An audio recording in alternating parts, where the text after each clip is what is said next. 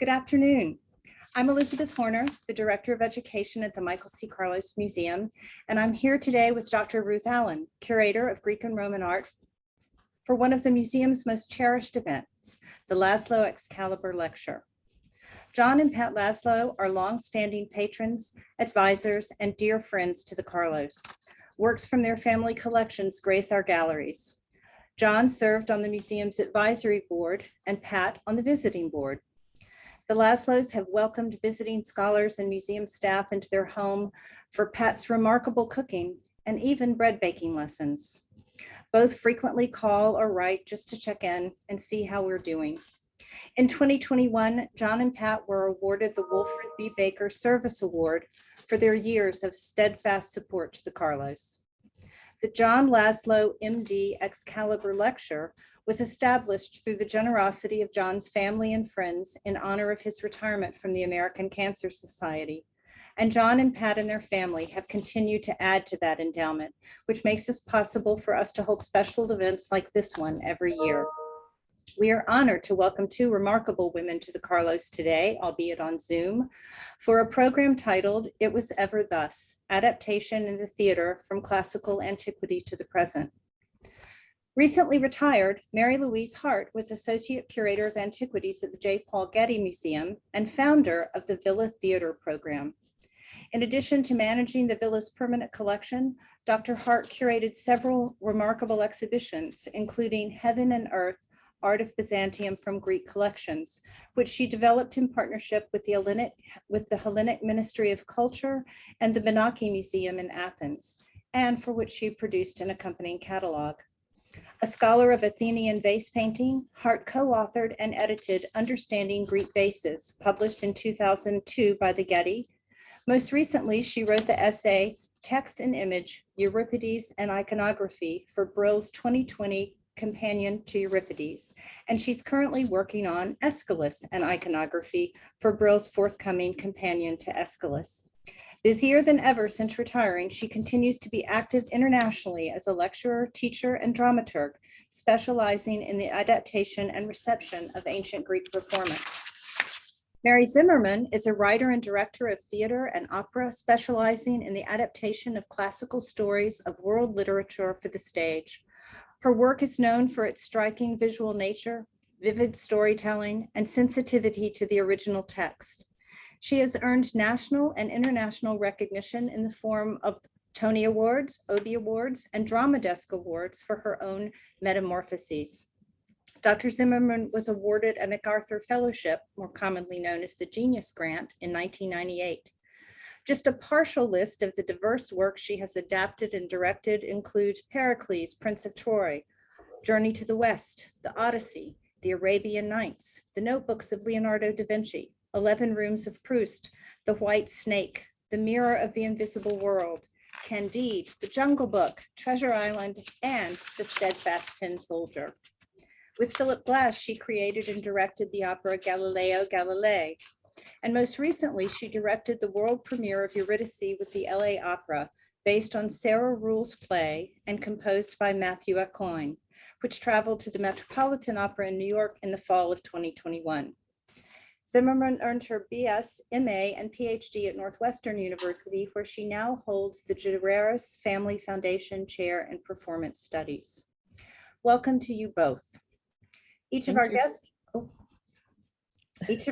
will give brief presentations, followed by what I am certain, if our pre-program conversations are any indication, will be a lively conversation with Ruth. And we invite you to join the conversation by placing your questions in the Q&A. I'm going to turn it over to Ruth. Thank you, Elizabeth. And just very briefly, I want to echo your welcome and your thanks to both Marys. It's a pleasure to have you here virtually for what I know is going to be a wide-ranging conversation, taking us from classical antiquity right the way up to the present, and thinking through the theatre and adaptation and classical myth. So Mary Zimmerman, I hand it over to you. Thank you. Thank you.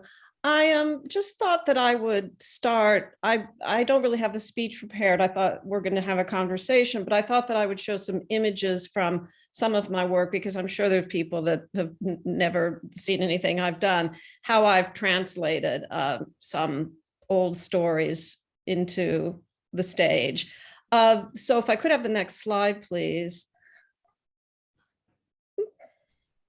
This is from Metamorphoses, which was a staging of mostly Ovid in a pool of water. And I thought that it wasn't as though I wanted to do a selection of myths and thought, well, how should I do that? How should I do that? The idea was myths and water. That's just how it came to me. It seems to me that the Greco-Roman world is a maritime culture. Water is such a symbol of transformation, of Metamorphoses itself. You are purified by water, but also if you leave anything in water long enough, it corrupts, it undergoes a sea change. Down by the river is often where you meet the divine, and crossing a Rubicon means that you've gone inevitably somewhere else. Water is just so symbolic of transformation. Also, I was about to say transportation in the classical world. And this just briefly shows, this is Silenus, who hangs out with Bacchus or Dionysus, who's lost at the house of Midas. And this is typical of my approach, like there's his leopard skin little skirt, which you will see in paintings of this guy. But then there's a kind of contemporary in a paper bag, bottle of liquor. And in this scene, the water always was metaphoric and could kind of change constantly. It's very like his drunkenness. And at sort of the end of his entrance, he falls and there's an enormous splash that goes over the audience and a kind of uncontrolled drunkenness. Could I have the next slide? This is the story of Alcyone and Ceyx, which when we did this, when the show premiered in New York, our first preview was just a few days after 9/11, 2001, and the story took on extremely immediate resonance. In the story, the husband goes away to consult Oracle on a that's my dog, beautiful, bright, sunshiny day, and out of nowhere, unexpectedly, a storm comes and destroys him, and he sinks, and his final prayer is only that his body be found. And I altered the myth a little bit to have his wife sleeping by the shore. She has a dream of her dead husband who tells her, I am no more, I'm gone. But she's looking for him here in the shore. And here, in this scene, the water sort of becomes grief, the inexpressible grief. And the actors, for crying in the show, they would take handfuls of water and put it on their faces to make themselves sort of drowned in tears. Could I have the next slide, please? This is Erysichthon. I'm sure I'm pronouncing these wrong for the classicists on the line, so my apologies. This is Erysichthon. One of the great things about myths is how states of mind or conditions are personified. This is a guy who, in his greed and kind of materialistic drive, cuts down sacred tree, belonged to the goddess of the earth, and she curses him with eternal hunger, and that's hunger wrapped around him, never letting him go. And in this scene, he tries to consume the pool. He's like flinging it up into his mouth, trying as though to appease this hunger. So I guess in this, the water becomes a kind of irrepressible, insatiable hunger. There's the goddess laughing at him up above on the sky there. The next slide, please. This is the story of Myrrha, who, because she refuses love, refuses all her suitors, is cursed by Aphrodite to fall madly in love with her own father. And she seduces him through a blindfold trick. And here she is sleeping with him, and you see he's blindfolded. And in this scene, which was so quiet, the water was kind of the whole liquidity of sex. And you could hear it sort of stir as her foot broke the surface of the water, going to her father there. So it's another way in which the water was acting metaphorically. The next slide, please. Finally, and this always got a big laugh in the audience, the pool becomes a swimming pool. And this is Phaeton, a kind of contemporary figure at his therapist's, describing what happened, growing up without his dad, hearing who his dad was, going to his dad's office, and then sort of demanding the keys to his car, which is so exactly contemporary, right? Wanting to drive Phaeton's chariot is exactly wanting to borrow the father's car keys, but before he's ready, and has a crash landing. So this is him in some sort of other world describing what happened to him. Still a kind of pouty, complaining youth, a person who did not self-actualize, but was destroyed both by living without the guidance of his father archetype and trying to attempt something too soon. So the next slide, please. This is a couple of shots just from my version of the Odyssey. You know, gods and goddesses are always flying about. So this is just a way we did the flying, and very simple. This is in the court at Ithaca. And actually that's Athena, and she's just revealed herself to Telemachus, saying one of the great lines in that text: you cannot go on clinging to your childhood. You are not of an age to do that. She was disguised as an old man, and she breaks that disguise and tells him he must go on this mission. The next slide, please. So this is the sirens. And, you know, the sirens are supposed to sing a song that's more beautiful than anything in the world, that would cause people to, or men to, abandon their lives and give up everything. And I thought the best way to approach that is not to try and write a song that's beautiful, since you're not going to succeed. So they sort of chant, and they speak together in soft whispers, and they say things like, everything you say is so important. Things like that. And then they kind of shuffle through all this. I took this from a thesaurus, all the different words for woman that there are. And it's kind of surprising how many slang terms. And I dressed them all in red, but they're kind of female archetypes, objects of desire, perhaps perverse desire. So we have a librarian, the bride, a businesswoman. That was suggested by my production manager. I said, what kind of woman do you think is sort of sexy? And he sort of shyly said, businesswoman. And then a nurse, a nun, and a Girl Scout. I don't know how well your resolution is on your own screens, but you can kind of see in the upper left the back of Odysseus tied to the mast, and then a line to the right of him of the sailors who have wax in their ears, who are just continuing to stroll by. Next slide, please. This is just from a much earlier production.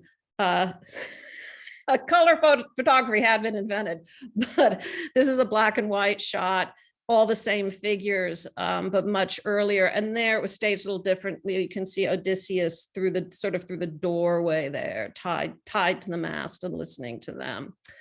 The next slide, please.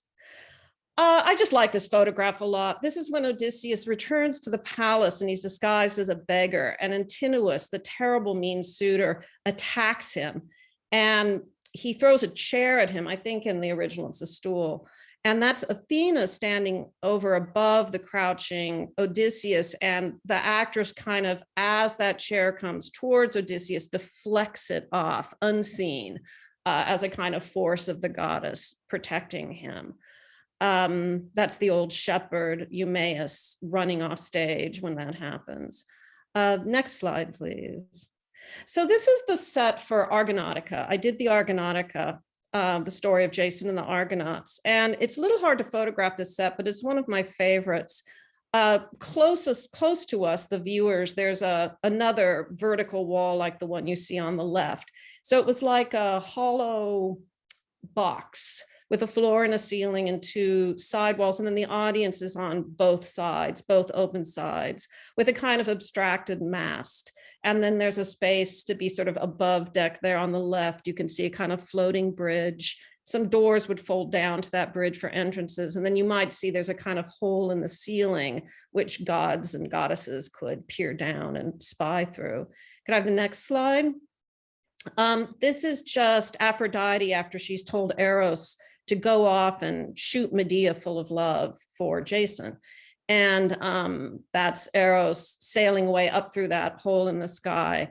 And you may be able to tell this or not, but the actress playing Aphrodite is actually on the equivalent of Cathernae, like extremely high platform shoes. So you see she's extraordinarily tall. The next slide, please. This is, I feel like the Argonauta could be called Medea and how she got that way. This is Medea or Medeus sitting in the corner listening to Jason in a kind of pure childlike state, but then she's struck by this arrow. And the next slide, please. And there it is. And we had her wear this trick arrow, which is kind of difficult to do actually, throughout the rest of the show. And you see at first she has just a little bit of blood there where it went in, a little bit of obsession, a little bit of love. Then the next slide, it's growing a whole lot more. That's actually her on the way back with Jason with the golden fleece around his shoulder. And the next slide, she's just absolutely soaking in it. So she had about 5 different dresses, the actress did, that she went through during the course of the show, increasing states of being captive to this love, always with the arrow through her. Until the end, where there's a kind of apotheosis and all of that comes off. The actress herself really liked drawing those sort of runes and tattoos on herself because she liked the idea of Medea as a sorceress full of spells and tokens and talisman. Next slide, please. So this is from the opera Eurydice. I did not write the script for this. The others that you've seen so far, I did do the adaptation of, and I also directed. This is taken from Sarah Ruhl's play called Eurydice, and then an opera was made of it that we did, as we heard in the introduction, in LA, and then also the Metropolitan Opera. Here's the arrow trick again. Because it's a big opera stage, I decided to add some characters in the underworld walking around and various mythological figures. And I believe this is Procris, who was shot by an arrow, again, the arrow trick, by her husband, because he thought she was a deer. And we've abstracted that a little bit so that she sort of is half a deer there in the underworld. The next, please. This is Dido, who set herself on fire. One of the most spectacular costumes I've ever been involved with. You can kind of see the flames coming up her dress, and then her hair is kind of blown out and burnt, as it were. Again, these were speechless, songless characters, but they could fill a scene. The next slide, please. And these are the stones. Sarah Ruhl was obviously took a line from Ovid that I myself had used before and known in other things, that when Orpheus sings, the stones themselves begin to weep in the underworld. So these are the stones, stony sort of creatures from different periods of history. I wanted to give a sense of them being ancient. Now they're much more ancient even than human history, but just to show a spread of time, they come from sort of different historical periods. And when they cried, they held little pebbles in their hands, and they would drop the little pebbles on the floors while rubbing their eyes. It would make a little stony sound. So that's in the underworld, the stones. And the next slide. So some of you may recognize this. When I was very young and had finished all the fairy tales, consumed all I could find, I turned to a book on my mother's shelf called Edith Hamilton's Mythology. And I sensed that these stories were like fairy tales for adults, but somehow forbidden and darker and with unhappy endings, more serious. I felt the psychological content of them and was extremely attracted to them. And this is Eros and Psyche. And I just remember as a child, this image sort of burning itself into my brain. It's not Ovid, but I put it in Metamorphoses, even though it's a little bit later than Ovid, because I was so struck why, Psyche, the word Psyche means the soul. Why should the soul be forbidden of looking directly on to love? And I'm still not sure I'm at the end of that question, but if I can see the next slide, that's my own staging of the myth. That's back to Metamorphoses, where we started with Eros on the raft, blind and holding a little arrow. So arrows are a kind of theme here. And her looking down with the candelabra until we would actually do this. Wax would actually fall from the candles onto his back. In the myth, it might be oil from a lamp, but in here it was wax. So these things have been with me for a really long time and kind of pressing to be manifest in the theater. I've kind of spent my life doing it. So that's my little introduction to my work. Thank you.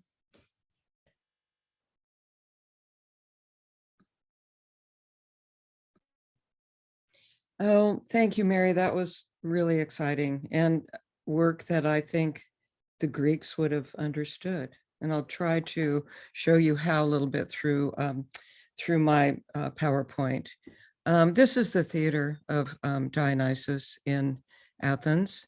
Elizabeth, could you show the next slide, please? It sits there at the base of the Acropolis. It's very important to understand the sacredness of theater in ancient Greece, in particular during the 5th century BC. You can see the Acropolis there with the Parthenon in the center, and the Theater of Dionysus is there on the right on the south slope beneath it, located in an area of sacred authenticity. Whoop, no, wait, back. On the left, where you see that arcade, there was the sanctuary of Dionysus with his theater. And just as an FYI, the theater on the left is a 2nd century Roman theater, which doesn't bear into our story today. Okay, thank you. So Dionysus is the god of theater. He's also the god of the mask and the god of wine, which helps to bring those two together. And this is a spectacular vase that's in the Cleveland collection, where you see the apotheosis of the god, who is served by 2 actors in comic costume. They are his acolytes in the real world, the world of the living. All of the actors are. Next slide. And the celebration of Dionysus was the Great Dionysia in Athens. Every Greek city had this sort of thing, but Athens was the big one, the one that we have all the evidence for. And this took place every spring over 10 to 12 days, during which the god was feasted and feted with choral song and dance, as well as the culmination in the production of plays in this theater. Now, in this theater, preserved is a combination of 4th century rebuilding and Roman additions. There's virtually nothing of the Greek original that remains, other than the shape that you see moving up the hill. That's the Acropolis up there on the right. It seated probably about 10,000 during the classical period. Next slide. This vase in Naples is the most famous of all theater vases. And a genre scene of the life of the ancient Greek theater. It was painted in about 400 BC in Athens and was found actually in a grave, buried in a grave as a funeral offering in South Italy. So it perhaps was not ever used, but it went straight to a funerary use. There are monuments on it that show that the actors are standing in the sanctuary of Dionysus, perhaps the area adjacent to the theater, which I've just shown you. Next slide. Now, in the top tier of the vase painting, that's the most important tier, on the top right here in this slide, Dionysus reclines on a royal banqueting couch with Ariadne and select actors holding masks. They're depicted in the most luxurious of settings and garments. This vase is thus an offering to the god, as I mentioned. And at the bottom center of the vase is the piper, Pronomus. He's known in sources as one of the foremost musicians of the late 5th century BC. And as no chorus can dance or sing without a piper, there is no play without the piper. In many ways, the most important figure in the production. Now, in the third detail of this slide, to the left of Pronomus, which you can see just going around the far left of the bottom, is a nude man identified as Demetrius, who's probably the poet of the play because he has a scroll. And in between them is a dancing figure. He's wearing some of Mary Zimmerman's little shorts, but these shorts have phalluses and tails on them, and he is literally dancing his way out of the scene. And you'll see that the reason is because he's the only satyr still wearing his mask. As above him, you see two choral satyrs. They're both holding their masks. They've removed them, as has the tragic actor standing beside them. Next slide, please. Here are the stars of the play. On the left is the actor labeled Heracles, indicating that although we don't know the title of the play involved here, it must have been one of his stories, together with another actor in the costume of Pappus Silenus. He is the grandfather of the satyrs, and really the highest number of human ingredients in his psyche, I would say. He can actually have a monologue, and he can communicate with human beings. And they both are carrying massive masks. Next slide, please. So these sort of things must have taken place also in this spectacular theater, this late classical theater at Epidaurus, which seats up to about 15,000 people, demonstrates the importance of what is called the theatron, or seeing place, in ancient Greek life and society.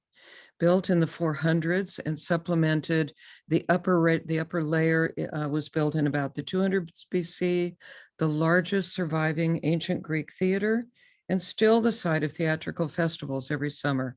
So you can go to see Greek plays here this coming summer if you want. In this sanctuary, it presents to us a seat of the healing powers of theater, for this was a healing sanctuary. And although we don't know any of the plays that were produced here, we can be relatively certain that there must have been many kinds of performance-related activities that use this magnificent space. Next slide. Very important in the production of ancient theater is ritual dance. And these are some of the earliest representations that we have of early archaic dancers. These guys are at about 560 BC, and these hold some of the keys to theater iconography. The detail is part of a frieze of dancing figures drawn around the outside of an Athenian drinking cup. There are 4 groups of 3 dancers per group with matching choreography and costumes, and they're divided by the flute player. So whenever you have a flute player on an ancient Greek vase, you know there's a chorus nearby. Next one.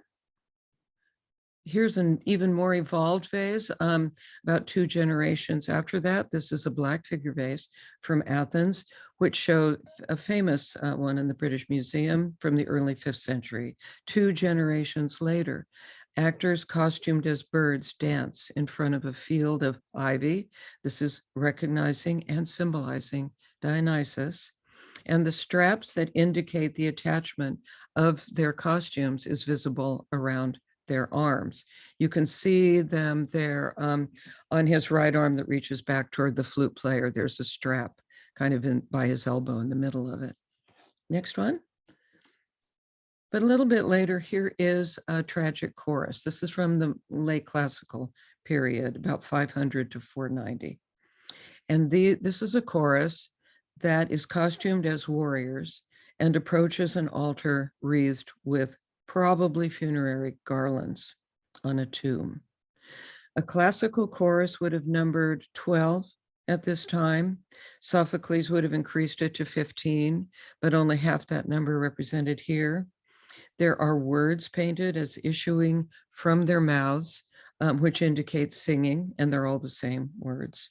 And the figure rising from what probably is a tomb, recognizing the deceased person and perhaps the ghost, and this has been associated with Persians and the ghost of Darius, you probably have an actor coming out. You can see that his mouth is open, like the masks on the Hoplite Warriors. Next slide, please. Of course, all of the choral dancers and actors were male, as was the audience primarily. Here is an interesting depiction of two men costuming themselves as females. The one on the right is wearing his tunic and pulling up his boots. These are their performance boots. The Athenians did not wear cathornoi. That was more of a Roman thing. They have these soft sort of calfskin boots that look very comfortable for all the dancing that they have to do. And there's a typical full head classical mask sitting on the ground between them.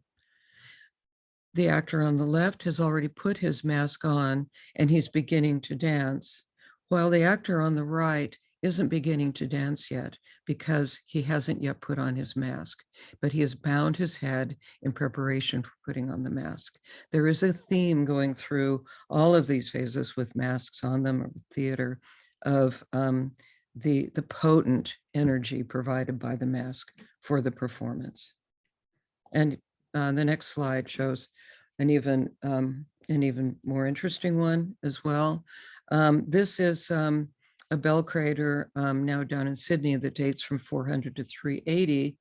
The satyr play, these are the same men who were on the big pronomus face, essentially, and they're putting on their what are called perizoma, their shorts with erect phalluses and tails that you can't see here, and they're holding the masks in a variety of ways that are very commonly held. The satyr play wasn't either a tragedy or a comedy. Its form was the same as a tragedy, but the performance style was kind of a rough twist on the classical stories. And to call it comic relief is probably too casual, although it probably did make people laugh, but it did parody the themes of the tragedies, and it was played by actors in satyr costumes such as these.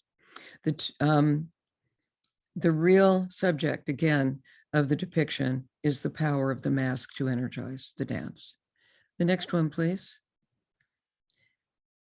This actor, he's a very famous fragment in Würzburg.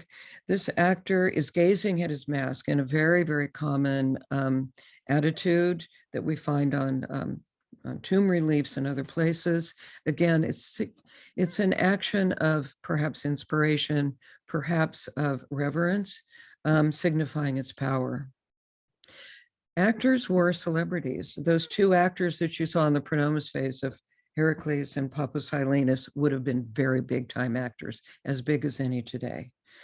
They belonged to a guild called the Artists of Dionysus, which exempted them from a variety of duties, including military, and gave them essentially passports to move around the Mediterranean. They were invited to come to perform in the 4th century, this is, as various kinds of stars, and certain of them were they were tied to certain roles, such as the role of Electra, etc. Now, many of the plays performed in the theaters around the Mediterranean were plays still performed today. I'm going to show you next one each from Sophocles, Aeschylus, and Euripides.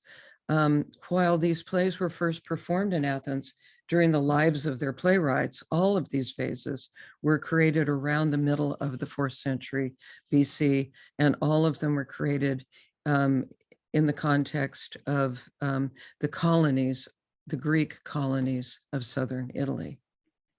This is Oedipus Tyrannos, or Oedipus the King, or Oedipus Rex, from about 350 BC. It's from Syracuse, Sicily. Sicily seems to have the most energetic way of promoting and representing theater. And although not represented in mass performance, if we've seen the choral examples, here the clothing and elaborate design indicates both royal status and the design of stage costumes. The simple arrangement of columns is as it would have been designed for the stage. The stage floor itself and its supports are visible beneath the feet of the characters, whose heads are unnaturally large, evoking the idea of the mask.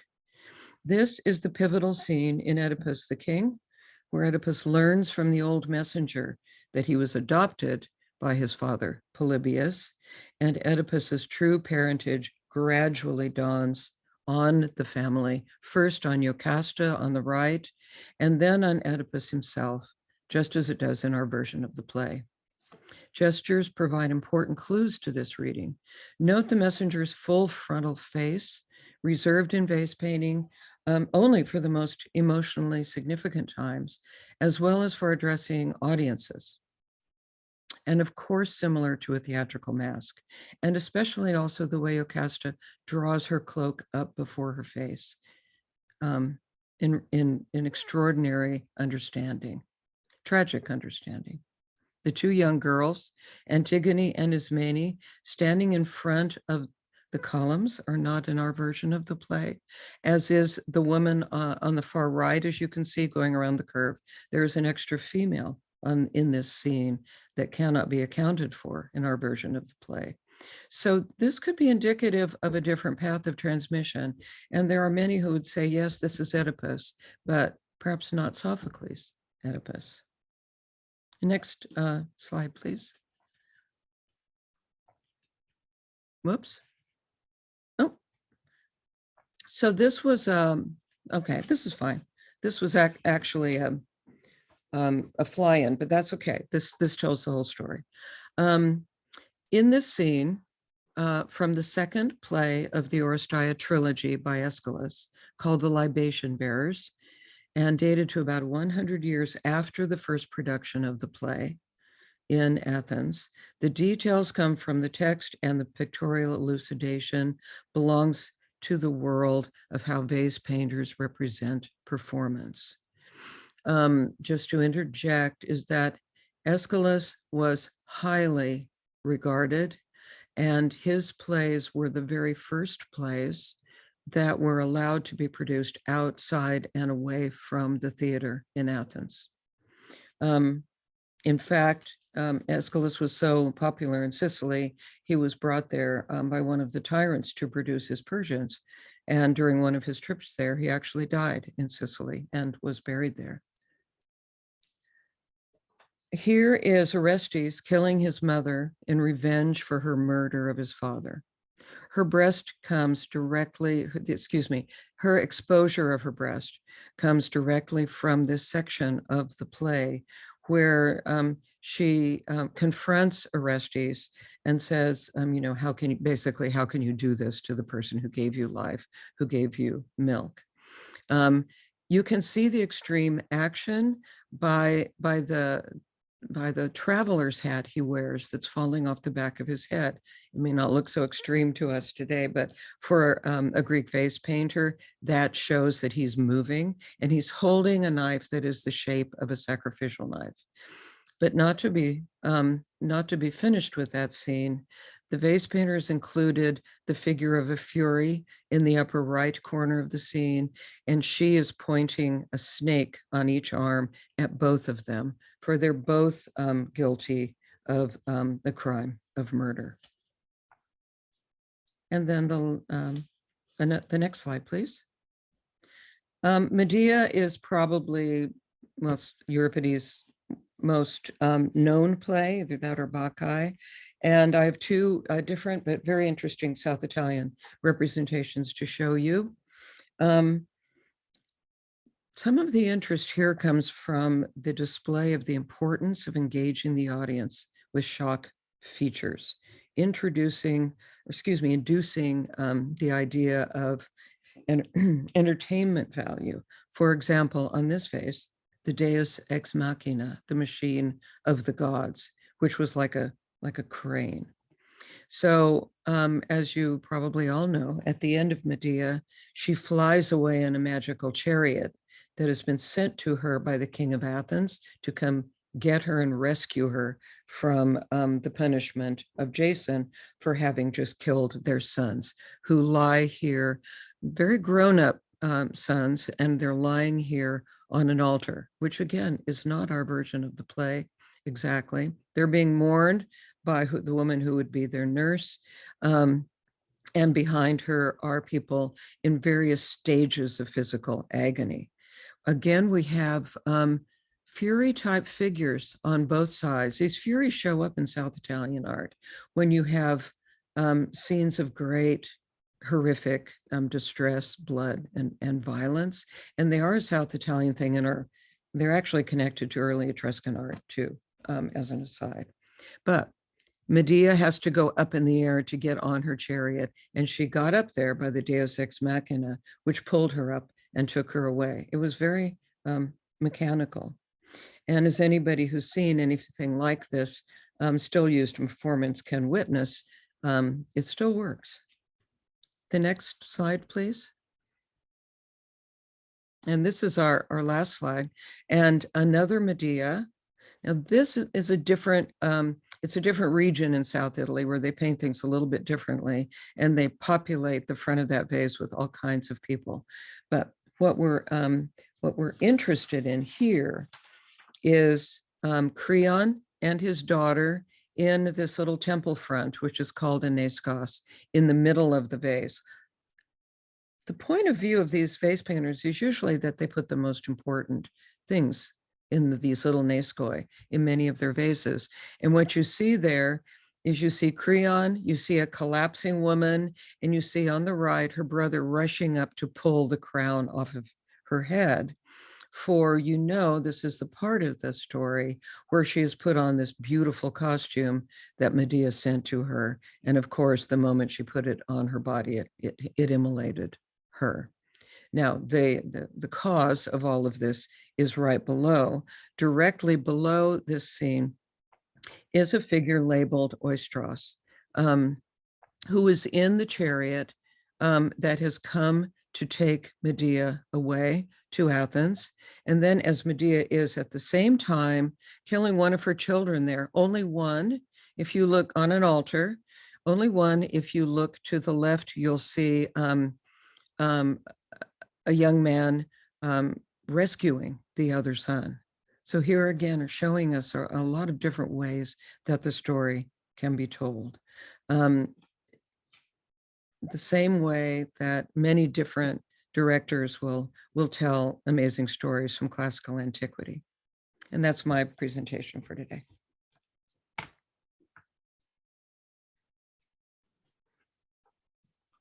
Thank you, Mary, and Mary, for two fantastic presentations. Such a wealth of material for us to discuss, and there's many themes that I'd like to pull out, and I'm sure you have questions for each other as well. But I thought, just to kick things off, I thought I would start. Mary Zimmerman, I was really struck by what you were saying about water and the ways that you have used water in your productions, and how water has kind of proved to be this medium for transportation and transformation. And it reminded me of something I read where you're quoted in the New York Times as talking about sort of imagining the gaze of the audience in the theatre as being like that of a lover, and this idea of sort of the audience losing themselves in the face of what they are observing, which sort of led me to then, in a long-winded way, to think about, how the theatre becomes this place for losing oneself, and in a way for kind of playing the role of somebody else, right? So for the man to understand what it is to be a woman, for the young to understand what it is to be old, and various other configurations. And I wondered if you could speak a little bit about what the theatre is for you. Well, I was very struck, first of all, with the scale of those theaters that Mary was showing. I know that they're that big. I've never visited them myself, but to think of 10,000 or 15,000 people, and that's so enormous. But I was also struck, Mary, when you said it's a place of healing. And I do think, it's quite popular right now to think that the theater is giving us messages and educating us, and like you say, showing us what it's like to be old if you're young, and vice versa. And it definitely can do all that. But I actually think that the way it works doesn't really have, it only maybe 50%, if that, has to do with what the actual content of the show is. If the show entrances us, whether it's, Dames at Sea or King Lear or Oedipus Rex, it brings us together. It delivers us from the burden of consciousness, but not in a solo way, the way a book does, but in a communal way. And I think therein lie its healing properties. The audience member agrees to, in the contemporary world, sit in the dark, not speak, surrender their attention entirely to the stage. And in return, they get all of their senses and their mind are occupied by a story, which just relieves us of our own burden of thinking, which we have all the other time. But it's not a lonely thinking, it's a communal one. And for the theater, you've got to make a little journey. You got to get up out of your house, get in your car, fight the traffic, find parking, It has a little bit of pilgrimage to it. And I think it's a key ingredient to pilgrimage. It's not just the rituals you do when you're there. It's the fact you have to go, that it's a journey. You have to leave your house, which is a kind of emblem of leaving yourself. And then the reward is that something comes in you that you hadn't imagined, that's beautiful, and so forth and so on. So I do think it's a mistake to get caught up, honestly, I mean this, too much in what the actual content of the spectacle is, although I'm not denying the importance of the content. But there's something else that's always going on, even no matter how trivial or profound the content, this other thing is going on. So I think that's part of it. That's part of the lure of it for me. Absolutely. And this is such an ancient quality, Mary, would you say, Mary Hart? This idea of both the sacredness, the journey, but that kind of transformation that the audience goes under collectively. I think that's a critical word for the ancient context. Well, too. what Mary's just described is the transition to the world of Dionysus, that's physical too, that it's just like what they did. Something I didn't say is that these plays were only done once. The first time. You didn't miss them. Everyone went. So, and that's really important, I think. So there was a procession, and you went and you watched 4 plays in a row outside, each play an hour and a half. You're looking at least 8 hours of performance there, sitting outside on a rock, right? A stone seat, or on the ground, if you're way up high in the back, just like today. But you're walking through, just as you say, you go and you get in your car. Here we can go whenever we want to, when it's convenient. There is a difference there. That is something they look forward to every year, and they go once, and they're excited, I think. Oh yeah. I mean, I can't even imagine, I'm sorry to know, I can't even imagine in a world where there is not obviously mechanical reproduction of images. This is the only form of the creation of images. But Mary, you also said something about you're entering the realm of Dionysus.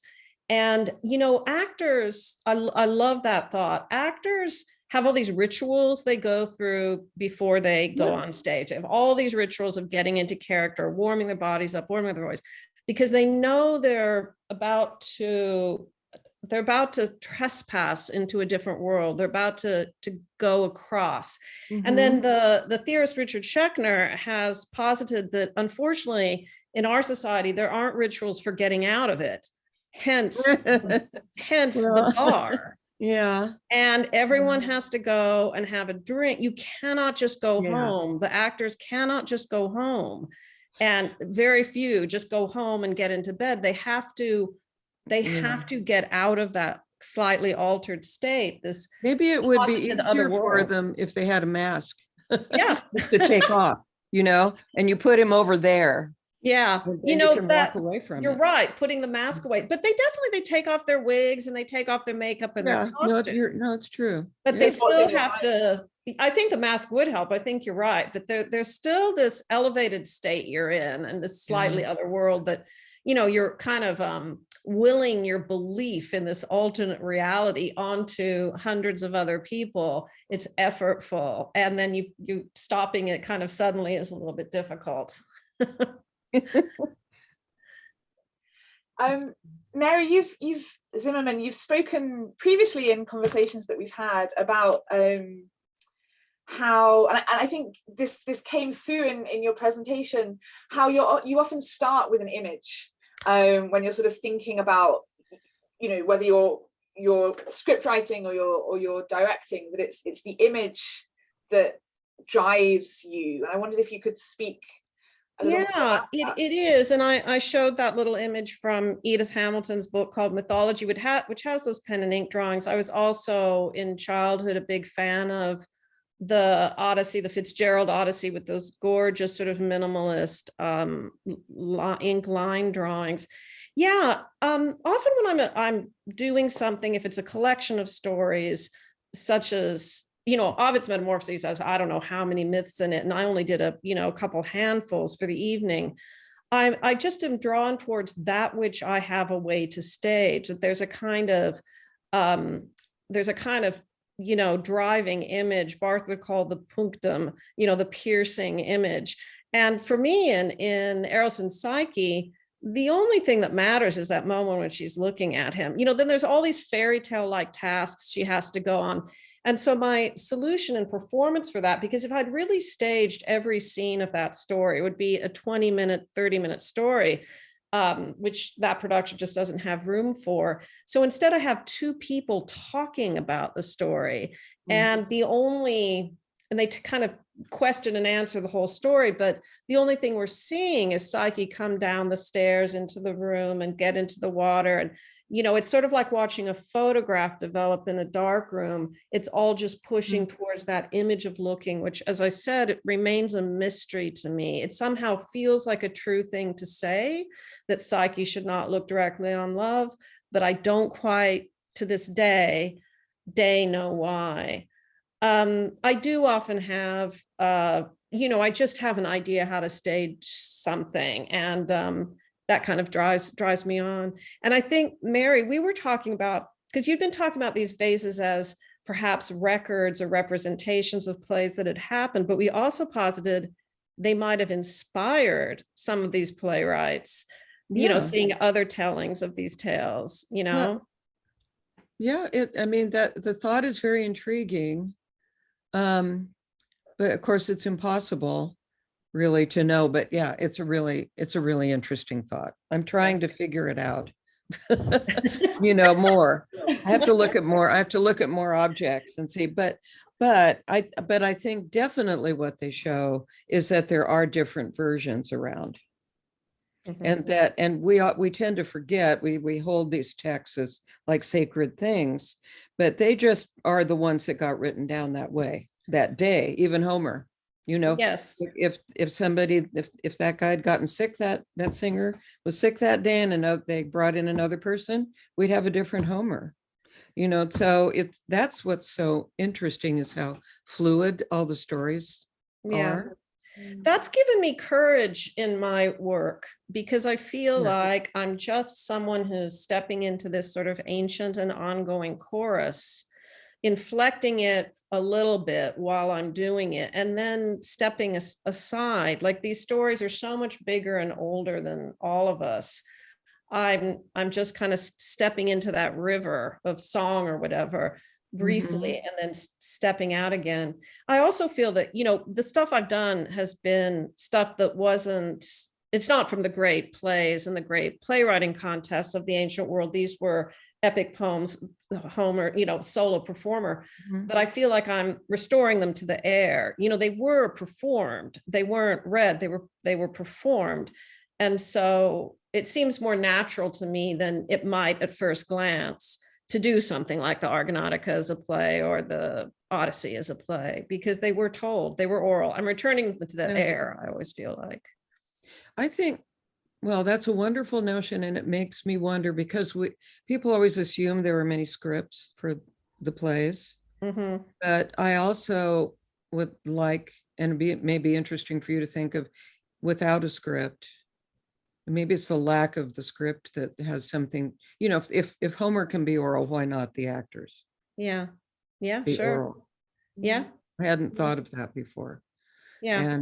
And that way, that's the reason, things could be different all the Yeah. time. And wouldn't that be an exciting Yeah. space for the actors to work in? I mean, I would have no idea how the script as it was would be transmitted or held by the actors. I mean, I even know in Shakespeare's day, you only got your own part and the cue word, Oh, because it was paper's precious. And, yeah. so I have no, I've no idea if they were Well, taught. there are scrolls represented, as What's there that? are on the pronomus face. There are scrolls. Uh-huh. So the playwrights are seen and are Are writing represented down. as having written down something. Yeah. But I can't imagine, I mean, the whole chorus doesn't have anything, but they're singing. So there they They've are. learned their part. They've conned their part, Right. Yeah. Right. It's a very interesting topic. Yeah. I think the sort of infinite potential for adaptability, whether that be in a fluidity of the script, but certainly in the different versions that we that survive in the text and that are hinted at in the images that we have from antiquity, is this really kind of compelling possibility to adapt to a given circumstance. So to be reflective of immediate context, whether that be the politics in antiquity, and I'm thinking about the Persians, for example, Mary, or something like 9/11, an event that sort of informed the production of your play, Mary. And I wonder sort of to what extent you relish that opportunity, and do you ever actually adapt in the moment for your own productions? Well, because I make my scripts in an unusual way, I don't write them in advance. I have to write some scenes in advance in order for actors to audition, but once we start rehearsal, I don't have a script. I have, of course, the base text it's based on. I'm not flying free with just devising from thin air. I have the story, but every night I go home and I write a little bit more and bring it in the next day for the performers. Now, by the time we had Metamorphoses in New York, we'd been doing that show almost 6 years. So it wasn't made, Alcyon and Saix wasn't included with the thought, obviously, of sudden death and the missing body of the beloved. That's where it really struck. I mean, when Alcyon is dying and floating the ocean or in the water in our production, his one prayer is that his wife may find his body. And if you were in New York at the time, that was sort of the difference between being there and being anyone else, was the search. The search was on all over the city. And how important that was to find the person, even if they were gone, to find them. To me, that really is just that flexibility, how it seems always relevant, is really a testament to the text itself, that it's speaking directly to the kind of unavoidable, tragic commonalities of our existence. You will lose people in your life. You will face grief. And that's why the faces or character names can change and the times can change. But these old stories that hang around, it's not a conspiracy of English teachers. It's because they perpetually address what is perpetually difficult, which is that we know we're going to die, and we know we're going to be forced into loss and change beyond our control. No matter how powerful we are, we will be subject to time. And the big stories address that. They address that. And so if they're well told, interesting, spectacular, they somehow always seem to be of the moment. I have that experience with Shakespeare as well. You sort of feel like it's so relevant all of a sudden. You know, it's because they're addressing kind of perpetual circumstances, I feel. I completely agree. Mary, did you have a response? Because we have some questions in the chat that I might. Oh, let's go to questions in the chat. So a question on behalf of Dr. John Laszlo, from Rebecca Laszlo.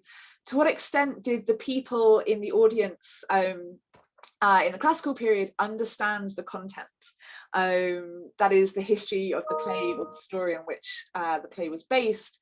Were the stories new to them when they viewed the performance? So everybody went knowing what was going to happen, right? I think they were all very excited to go and see what Euripides was going to do with that story, or, you know, because they know who's clever and who's brilliant and who they want to follow. This is a competition. There are 3 different tragedians, each doing 3 plays. So, or 4 actually. Every story of Medea does not have her killing the children. And they're very, very old stories. And Oedipus, sometimes the stories have a Sphinx, but the Sphinx wasn't always in the stories of Oedipus. Just to give some examples, things can change. Well, what do you think if Sophocles decides to show the Sphinx? How will he do that? And what, you know, I think they're excited they have to, you know, they are rejoicing in the god at the same time, but I think they're really excited to see how these brilliant creators are going to deal with this, the stories of their world. Yep. Yeah, I think this entertainment value is something that sometimes we forget when we're studying these ancient texts, that this was entertainment as well as being a sacred experience. And I'm just so struck by the use of humor, Mary Zimmerman, in your productions, you know, whether it's you know, Phaeton or some of the costuming and this kind of interjection of the funny in what is otherwise a tragic situation is maybe part of that entertaining as well. Yeah, and I think it's sort of like Mary was saying, even audiences today know some of these stories, and so they know Phaeton a little bit. That's the guy who, the sun, and he fell out of the sky. And so when my Phaeton says to his father, "Give me the keys to your car," like it's the irony of like that it's exactly still true thousands of, you know, and millennia later, that causes the laugh. The line in itself isn't funny. It's its relation to the ancient and the ironic perseverance of the teenage boy's demands that is funny. And it's just those little juxtapositions. I also think that, like, you know, theoretically, philosophically, we divide those genres, but they aren't really all that divided. And in life, they're not divided. I think we all have stories of like being at a funeral and something happened, or the reception after, and just like sort of being, you know, caught up in laughter. I mean, you know, it just does happen. They are much more mixed than, you know, the genres aren't as clear cut in life as they are in volumes of Shakespeare. You know, separated out. Really? I think there's, I mean, I think it's always the tension between the two that is so often so effective. And you know, I think the possibilities of what you can do with tragedy and with comedy, but when they come together. Another question from Louise Pratt, who is a classics professor here at Emory. She says she's currently teaching the Bacchae in advanced Greek. I guess this is a question for Mary Zimmerman. Have you ever done a Bacchae, or would you, or do you know of a contemporary production that you would recommend? You know, I've only done one classical play that was already a play, and that's Trojan Women, but actually I did Seneca's. And I did it in response to the first Gulf War, actually. I was supposed to be doing something else, and I switched to that. I would like to direct more actual plays, but my specialty is taking things that weren't actually explicitly meant to be plays on the stage, non-dramatic literature, and put them on the stage. The only Bacchae I really know about isn't there that famous Dionysus 66 or something like that? I do know about that one, but I haven't. You don't want to do that one. You know, I was invited to do the Oresteia in another country, and then for some reason I can't remember why, but it never happened. I loved studying and acting in them in acting class when I was a kid. I really did. The Extremity, I really did. I want to back up on there isn't separation of genres, because in classical theater there kind of is. You do the tragedy and then the satyr. Yeah. Different competitions. Yeah. Could I ask, what is it about taking an ancient story or an ancient text that's not already a play? What freedom does that offer you when you're thinking about what to do with that myth? Well, I'm not sure about freedom, but in things that were not conceived to be on the stage, there's amazing amount of challenge, and you have to figure out how to represent, you know, sea monsters and sea battles and transformations into a bird and gods and goddesses, you know, all of this. How am I going to do that in a material way in the theater?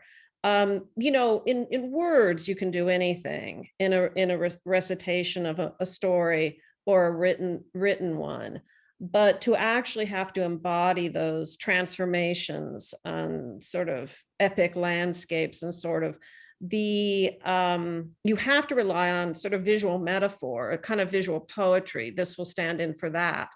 And then it always ends up standing in for sort of more than one thing, like the way the water ends up being a lot of different things. And I don't know why I delight in that so much, but I will say that I've done this, The White Snake, a great Chinese, one of the 4 great classic narratives of China.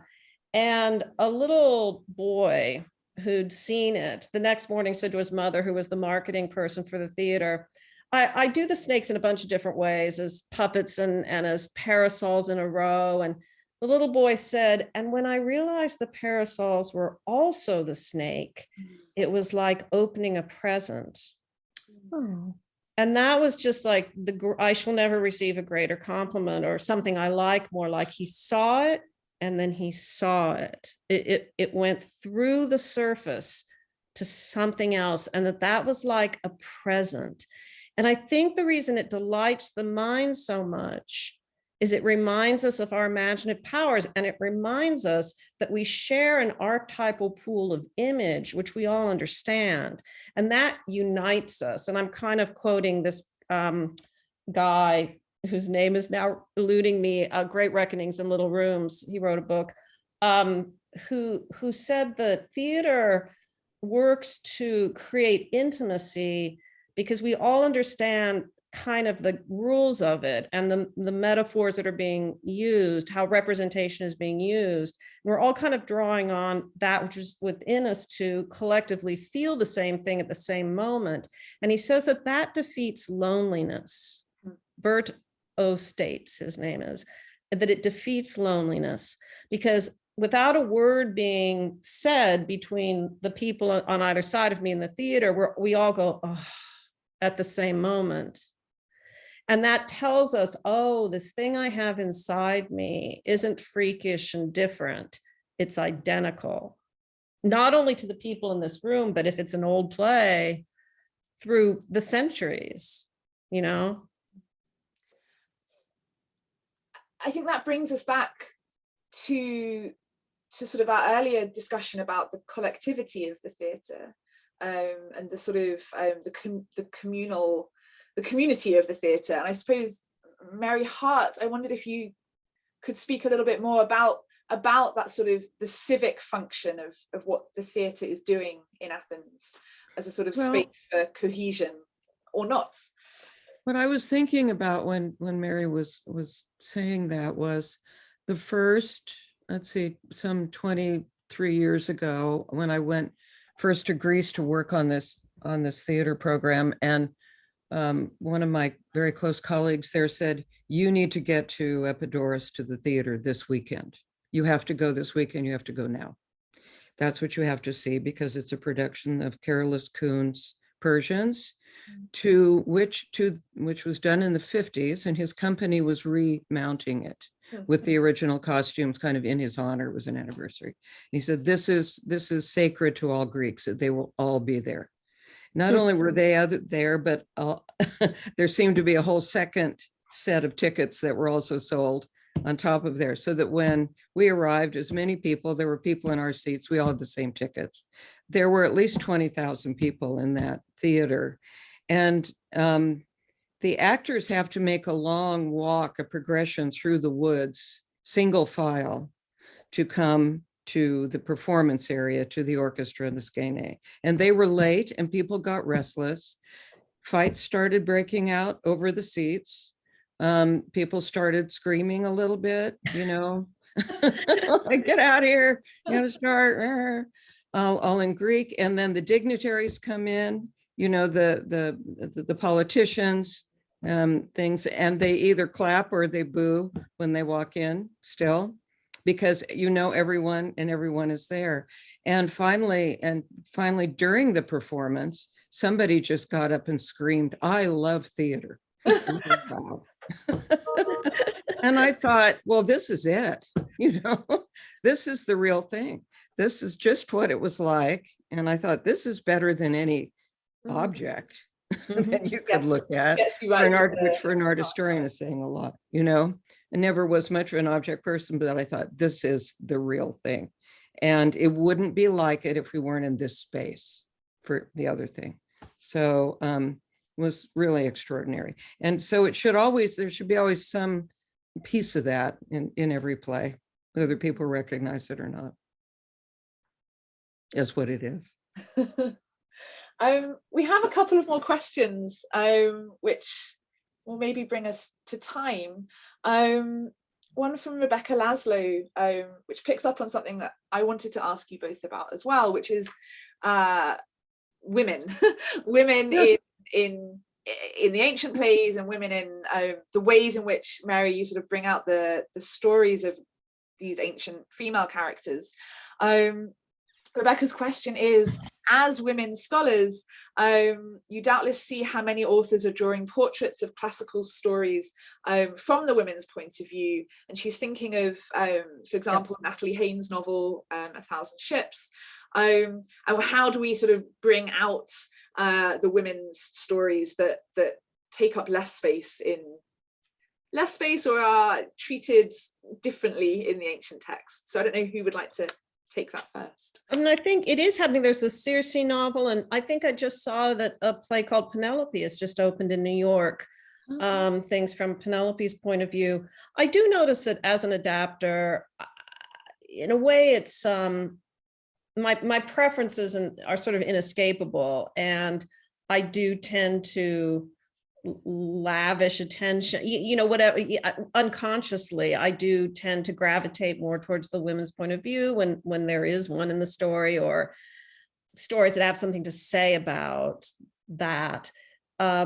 It's largely unconscious, but it is always there. I mean, these stories really are for the taking, you know, they are to be made and remade with every telling. They are, that's what they're for.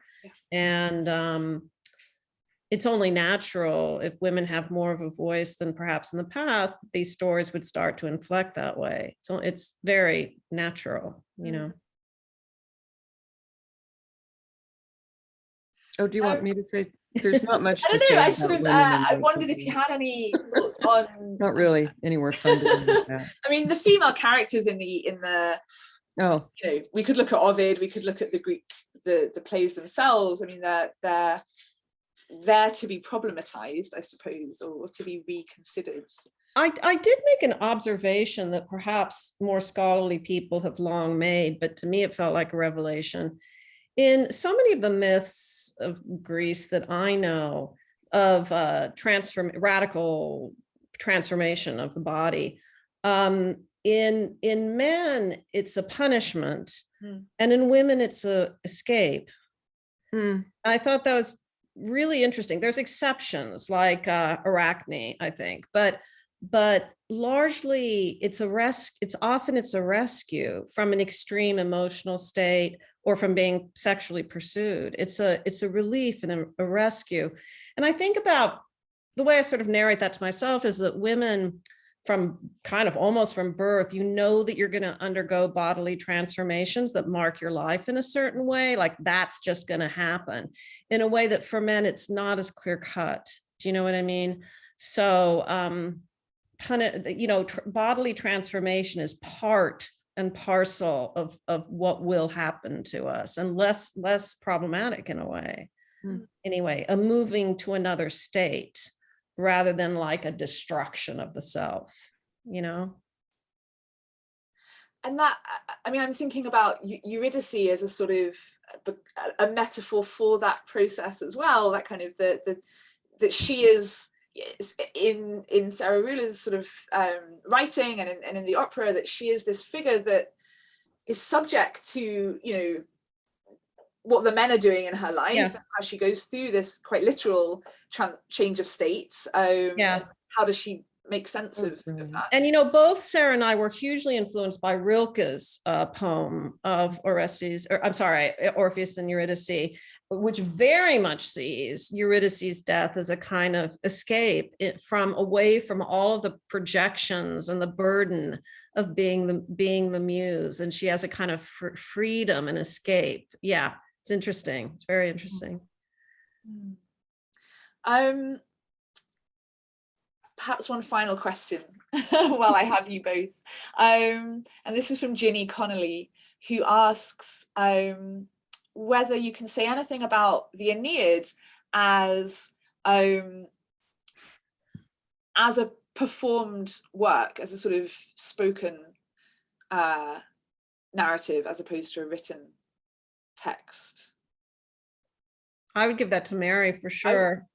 And I'm trying to think, can you say whether the Aeneid, whether we can think of the Aeneid as an oral text? Yeah, I'm not sure. I'm not sure either. And the thing is that the theater in Rome is really contested because, and for example, Mary, you would know, there are a lot of people who think that none of Seneca's plays were ever staged. They think they were just really literary, maybe to be read in a different kind of a context, and that there was more reading going on, in those days. That's quite a different thing. So it's actually not something that I don't do a lot of. I'm kind of Greek focused. You know, I'm interested in the Aeneid and I don't know it very well, but I have thought about, I mean, it's been operified no end. Different parts of it, but I have thought about looking at it for the theater, but I'm not an expert on it at all. Not at all. Your mention of the opera reminds me of something that I wanted to ask both of you, but perhaps primarily Mary Hart, which is the role of music and of dance, of song in the ancient context, and then Mary Zimmerman, sort of what the differences are for you when you've worked on opera, and how you sort of approach those differently. So maybe Mary Hart, if you wanted to go first. Well, what occurs to me is that if you went to see a play by Aeschylus, you would think it was a choral play with a few interjections. And by the time you get to Euripides, it's inverted. It's more like a play with choral interjections. I think they started out as choral pieces, and there are many different kinds. they're consumed with performing choral pieces. There are dithyrambs, there are other choral dances, there are many different kinds of things that they hymn to Dionysus. And so the world they come from is a choral world. They're all doing it. Pericles was a choral dancer. You know, all of them are imbued with this sense of what it is to sing and dance together as a team, as a unit. And it was not until Sophocles' time that he introduced another actor, a third actor. I would posit that you really couldn't have a full play without that third actor. I don't, you're the expert on that. You would have the best opinion on that. But so anyway, you go next. The opera is an invented form. Western classical opera is an invented form by a group of guys called the Camerata in Florence, I believe, who believed, they were Renaissance men, they believed that ancient plays were entirely sung. That was their belief, and accompanied by music all the way through. And opera was an attempt to revive that form. And, early opera and opera to this day is filled with mythological subjects and stories, like to this day. Something about the scale of those stories, maybe in a way the simplicity of the structure of them too, or something like that, the poetry in them, but the large emotions has lent itself to opera very, very well. There's a world of difference between directing opera and directing plays, which is an entire different subject that I could go on about for about 8 hours. You can't get even to the bottom of it. It's fascinating. Yeah. But I've always, in every single play I've ever done, I've had a composer, I've had original music, and often musicians on hand. To me, that's one of the elements of the theater, just inextricably, is music. It's just inevitable. And I've been very lucky to have long relationships with composers. Composing, they watch the scene, they time it, so it's a sort of figure eight. They give me music, I stage to it, or I'm staging and they write music to it. It's a kind of organic relationship because it's being custom done for the show, it's almost inconceivable to me to not have that. When you're working with musicians, singers, actors, and thinking about what you were saying about sort of reworking your scripts, daily. To what extent are you ever sort of adapting your thinking to the individual performer? Constantly. I mean, when I go into a process, the main roles are sort of assigned or cast, but there's an infinite amount of like little roles and little parts. And every night I'm casting that. I select sections of the story to go into the evening because I have an actor who I think would be really funny in that part of that story. Otherwise, I might use it. I could give very specific examples about that. If I have an actor who sings really well, I'll make sure that we have an opportunity for them to sing. If I have an actor who is skilled physically in tumbling, I'll make sure we have an opportunity for that. So I'm tailoring the script to the performers I have, but it's kind of very visible in my shows because I don't write the script until I'm in rehearsal. But that's true of most playwrights. Most playwrights have a company of actors in mind that they are thinking of, or famous actors in all ages that they are writing for, in the voice of, in their heads.